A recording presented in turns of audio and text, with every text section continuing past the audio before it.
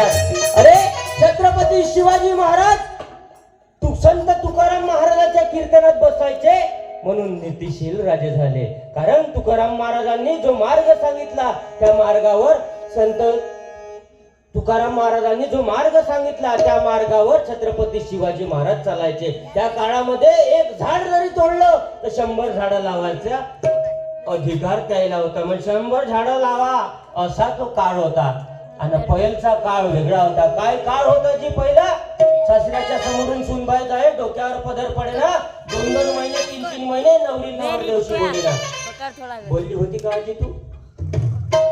आजी म्हणत असं काही आमच्या काळात होते का ना तू? पहिले बुडा बुडीले खुना करे. पण आता काळ बदलला. लगन जुटलं टिळे लागले.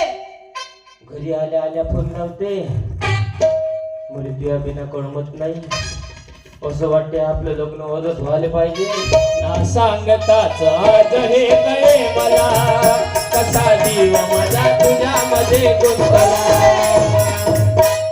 गुतू दे गुतच मग भीती कुणाची कशाला मग भीती कुणाची कशाला चुकून एका वळणावर सहज कसे गमतीनं भेटलो. तुझा पुढा प्रेमाचा खेळ आपोआप एक खेळलो.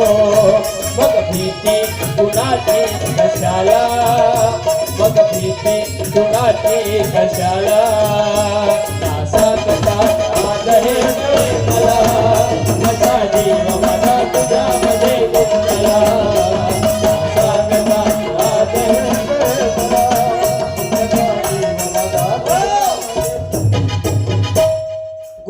हे गुतच असते. काहीले भेटे झाले पडून गाणे खतरा खतरा म्हणते. लहान पोटायला वाटलं असून का आता जेवलं आपल्याला इकडे लागेल ना मग चालू दे. किती वाजेपर्यंत कीर्तन चालू ठेवायचं रे? हा 2 वाजेपर्यंत कीर्तन चालू ठेवायचं. इथं नदी आहे का? नदी हा तळ आहे. पाणी चांगलं आहे तिथं नाही? हो का? 2 वाजेपर्यंत कीर्तन चालू ठेवायचं. मग त्या तळ्यावर माझ्या सरण रचून ठेव. म्हणजे मी इथून गेलो हे 4 त्याच्यासाठी सोबत ठेवतो मी. उचला आणि एक तुमच्या म्हणला त्या शिलकवून 2 वाजेपर्यंत कीर्तन होईल. खबरदार कोणी उठून गेलं तर मदत करी नाही का? काही ठिकाणी ते वेगळी परिस्थिती राहायची. मग एका ठिकाणी माय कीर्तन झालं आणि माय कीर्तन पुन्हा दुसऱ्या दिवशीचं कीर्तन होतं. काल्याचं कीर्तन होतं. मी डबल गेम बसवतो. काल्याचं कीर्तन होतं. माय कीर्तन झालं आणि मी झोपलो. ज्या ठिकाणी झोपलो त्या ठिकाणी माय ते कार्यकर्ते मंडळीचं एक पोट्ट झोपलं आणि त्यानं पांघरून घेतलं त्यानं. तशी याची हेडलाईट खराब आहे. त्याच्या कोबीच्या फुलाकडे त्याचं लक्ष राहायचं. एका ठिकाणी कीर्तन होतं ना कीर्तन घेऊन कीर्तन झाल्यावर पांघरून घेऊन ते पोट्ट झोपलं. झोपल्यावर त्यानं लावला त्याच्या कटरीन आले फोन म्हणे झोपली त्या घरचे झोपले बा घरचे झोपायचेच आहे. मी म्हणलं त्याले का बे? त्याले उठवलं. कोणासोबत बोलून राहिला म्हणलं तू? म्हणे मी बोलून राहिलो म्हणे. म्हणलं झोपणं? महाराज म्हणे तुमचा आतापर्यंत कार्यक्रम झाला. आता कार्यक्रम माया चालू झाला म्हणे 12च्या नंतर. अशी काही वेगळी परिस्थिती आहे ते होण्याची काही कंडिशन म्हणून हे वेगवेगळे गाणे म्हणते. याले गाणे जर म्हणायला तर पप्पीचंही गाणं म्हणते. हे वाला पप्पी दे पप्पी दे पप्पी दे पप्पी दे पारूला पप्पी दे पप्पी दे पप्पी दे पप्पी दे पारूला. या प्रेम वेळीला या प्रेम वेळीला या प्रेम वेळीला या प्रेम वेळीला पप्पी दे पप्पी दे पप्पी दे पप्पी दे पारूला या प्रेम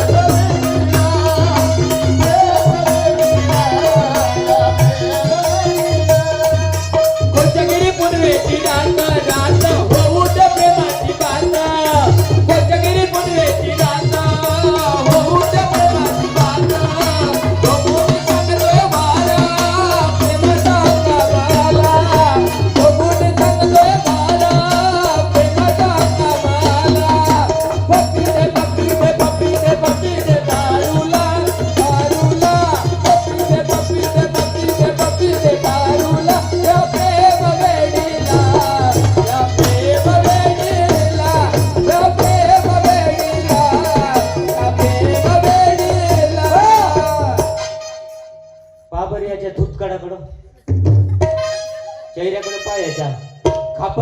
एकसारखा चेहरा दिसते कोण पप्पी देणार अरे विचार वेगळा वेगळा होऊन राहिला गावात वेगळं काम पडून होऊन राहिलं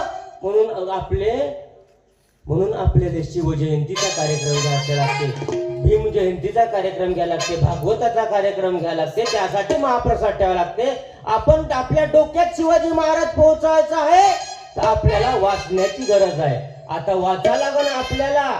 आता आपल्याला वाचा लागन कारण पुस्तकाकडे आपण लक्ष गेलं पाहिजे कारण ज्याच्या घरी पुस्तकाचं नाही कपाट त्याचं घर होईल सपाट आणि ज्याच्या घरी आहे पुस्तक त्याला कोणासमोर नाही व्हावं लागत नतमस्तक म्हणून काळाची गरज आहे पुस्तकानं माणसाचं मस्तक जागेवर येते अरे राष्ट्र संत तुकडोजी महाराजांनी ग्रामगीता लिहिली आणि याच्यात 41 अध्याय लिहिले याच्यात लिहून ठेवलं की 14 विद्या 64 कला काय करावे शिकून गेला जो दुसऱ्याच्या कामी न आला व्यर्थ मेला अभिमानाने म्हणजे आपल्या मनाला अभिमान विसरायचा असेल ते ग्रामगीता वाचणं गरजेचं आहे म्हणून ते गाणं बदलावं लागेल की वाचून पाय ग्रामगीतेला वाचून पाय ग्रामगीतेला या तुकड्या बाबाला या गाडगे बाबाला या तुकड्या बाबाला या गाडगे बाबाला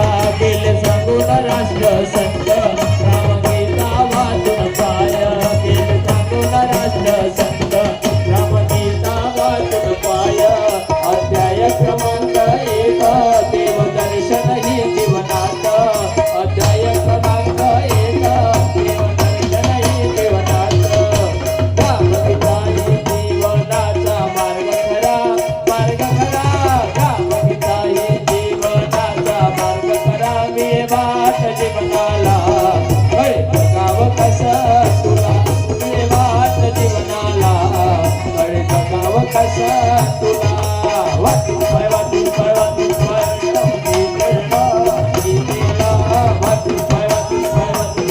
ग्रामगीतेला या तुकड्या बाबाला या गाडगे बाबाला या तुकड्या बाबाला या गाडगे बाबाला राष्ट्र संत तुकडोजी महाराज की तू चिंगम काऊन उडून राहिला रे त्या तोंडात चिंगम आहे ते बाकीचे त्या फुगा निघाला का त्याकडे पाहिजे असे लेकर कीर्तनात भरपूर लोक आहे एवढ्याच बाया आहेत का तुमच्या गावात एवढ्याच बाया बरोबर आहे त्याचं म्हणणं बरोबर आहे इथं 10-11 वाजता कीर्तन लागलं तर कोण येणार आहे एका ठिकाणी कीर्तनाला गेलो मी आणि कीर्तन चालू कीर्तन केलं आणि 3च बाया मी त्याला म्हणलं काजी म्हणलं तुमच्या गावात 3च बाया कोणीच नाही बोले त्याच्यातून पुन्हा अर्धा तास कीर्तन केलं 1 तास कीर्तन केलं त्याला पुन्हा विचारलं काजी म्हणलं तुमच्या गावात 3च बाया कोणीच नाही बोले पुन्हा 1.5 तास 2 तास कीर्तन केलं पुन्हा त्याने विचारलं काजी म्हणलं तुमच्या गावात 3च बाया त्याच्यातली एक बाई आली उठून का लावलं जी म्हणे तुम्ही 3 बाया काहून म्हणताय म्हणे म्हणलं हाय म्हणून म्हणता म्हणलं आमचा काही गुन्हा नाही म्हणे म्हणलं मा गुन्हा असं तुमचाही गुन्हा नाही म्हणे म्हणलं गुन्हा कोणाचा आहे तो गुन्हा म्हणे ह्या कार्यकर्ते मंडळीचा आहे म्हणे त्याने एवढा मोठा कार्यक्रम ठेवला म्हणे आणि भोंग्यावरून अलाउन्स करे म्हणे आज आपल्या गावात कार्यक्रम कीर्तनाचा आहे तर तिथं शोभा आली पाहिजे बंदा गाव हिंडली म्हणे तिनं शोभा सापडल्या म्हणे शोभा आणल्यानं रवी कलाशाची कला घरीच झोपवल्या का बरं शोभा हसली चंद्रकला हसली आजी चालली का आजी